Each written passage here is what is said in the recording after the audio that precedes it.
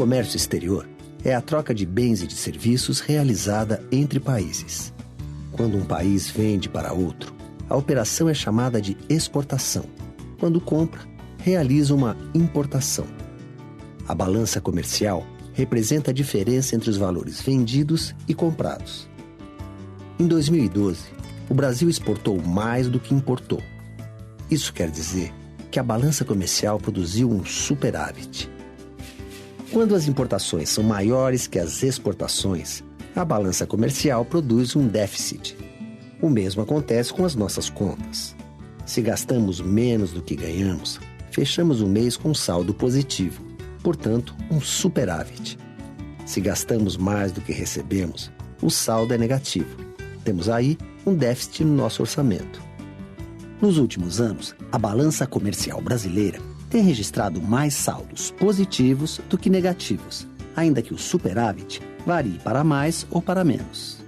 Nós tivemos o auge na primeira década dos anos 2000, com um boom que houve, uma explosão do mercado internacional com o ingresso da China na OMC, Organização Mundial do Comércio, que passou a demandar produtos internacionais e o Brasil aproveitou, digamos, esse aumento da demanda. A China é o principal parceiro comercial do Brasil. Também temos negócios importantes com os Estados Unidos e outros países da Ásia, América Latina e Europa. O que eles mais compram do Brasil são commodities, produtos agrícolas e minerais em estado bruto ou com pequeno grau de industrialização. Os preços de commodities são definidos pelo mercado internacional. Isso quer dizer, por exemplo, que uma tonelada de soja brasileira custa o mesmo que uma tonelada de soja americana no mercado internacional. As commodities agrícolas, geralmente vendidas em estado bruto, também são chamadas de bens primários, ainda que o modo de produção tenha se sofisticado muito nas últimas décadas.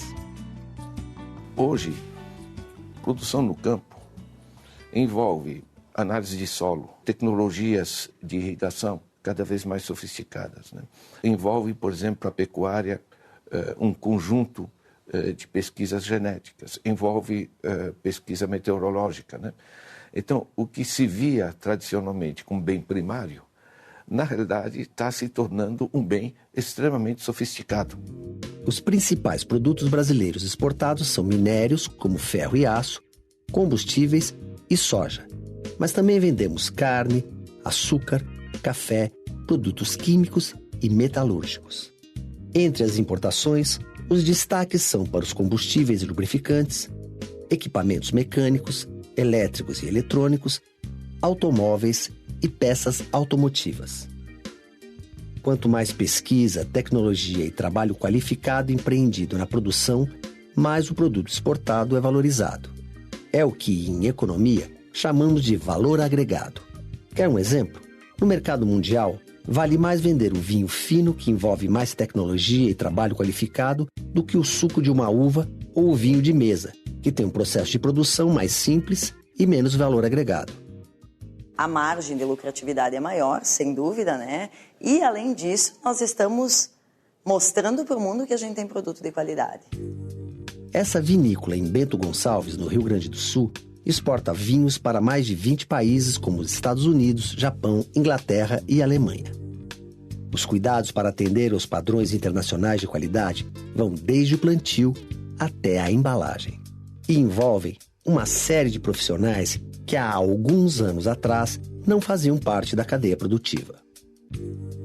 Os agricultores que plantam e colhem a uva passaram a ser orientados por agrônomos.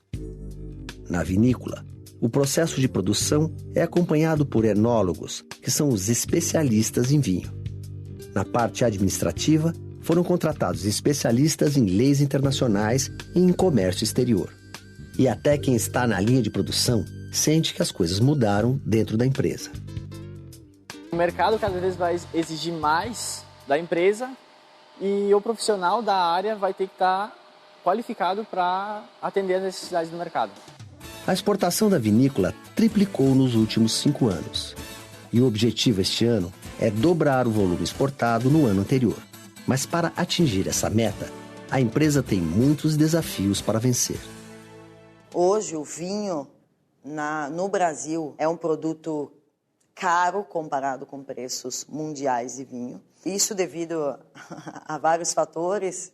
Um deles são os impostos que a gente paga, não para exportar, mas para o vinho ficar pronto. Então, isso eu acredito que seja a principal barreira, junto com o valor de transporte. Levar um container até o porto, a gente está pagando muito caro, são 600 quilômetros de transporte terrestre. Nós não temos ferrovias, como a Argentina tem, por exemplo, e vários outros países.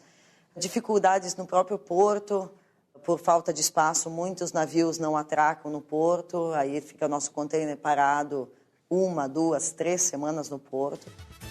A falta de ferrovias e portos eficientes afeta não só o vinho, mas todas as exportações brasileiras.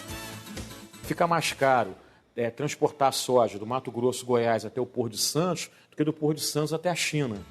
O desempenho do comércio exterior depende também de fatores externos. Uma crise deflagrada na Europa e nos Estados Unidos tem efeitos na economia mundial e pode desacelerar o ritmo das importações e exportações em outros países. Por isso, é importante diversificar os parceiros comerciais e, principalmente, fortalecer o mercado interno. Com a crise de 2007, a crise mundial, em que os mercados internacionais perderam da sua força, foi muito importante para empresários brasileiros poderem se reconverter, vender para o mercado interno. Então, por exemplo, os exportadores de carne, os grandes matadouros, né, ficaram felizes no momento que estava muito difícil vender no mercado internacional, puderam baixar um pouco os preços, né, e o povo brasileiro de poder comer seu bife também ficou feliz. Né? Então, quanto maior seu mercado interno, mais você pode ter escala de produção interna mais dinâmica e mais você se reforça no plano de exportações. Então, na realidade, é um conceito conjugado de políticas. Para se fortalecer diante do mercado global, alguns países formaram blocos econômicos.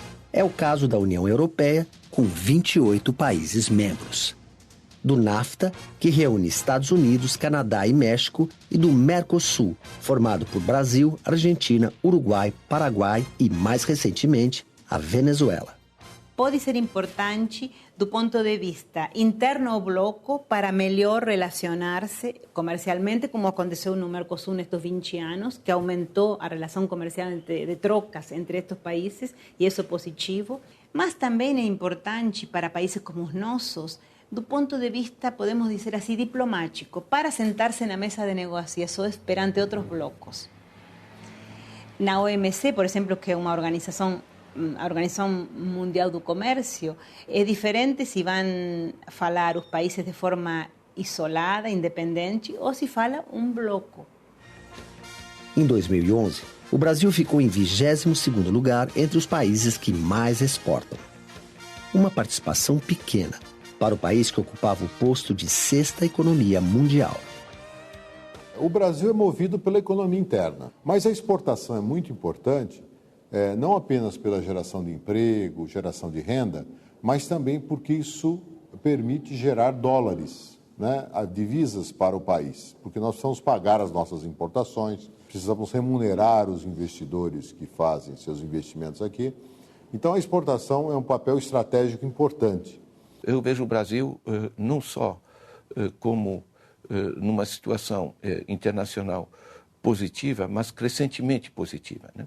Temos a maior reserva mundial de terra agrícola parada, como temos também água em grande quantidade.